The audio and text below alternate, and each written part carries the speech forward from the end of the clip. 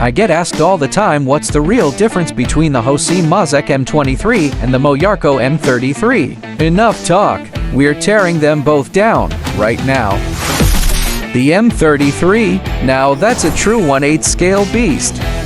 The M33 body is totally D-friendly. Paint it, sticker it, make it your own, build a rig that's one of a kind. That's the real fun of it.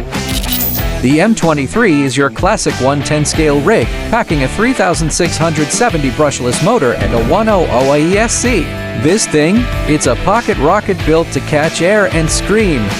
The M33, they've shoehorned in a massive 4274 motor, backed by a 130 AESC. One thing both rigs share? A major upgrade, they both come with a brand new standalone receiver. Stable, precise, easy to maintain, that's the foundation of a modern RC rig. Now let's talk drivetrain. This is where both rigs get serious. The M23 and M33 both feature helical gear front and rear differentials paired with a center diff.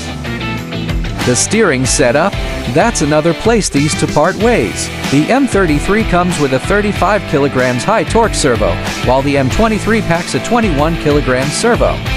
3 seconds is the sweet spot for a 10th rig's plenty of speed, super responsive, and a full charge will keep you running till your thumbs get sore. But the M33, this thing plays by different rules. It runs 2-3 seconds 5000 milliamp hours packs wired in series, that's true 6 seconds power. Whoa, batteries, double the voltage. Know what that means. Twice the voltage of the M23, which means twice the punch. Hammer the throttle and those tires will smoke before you even blink.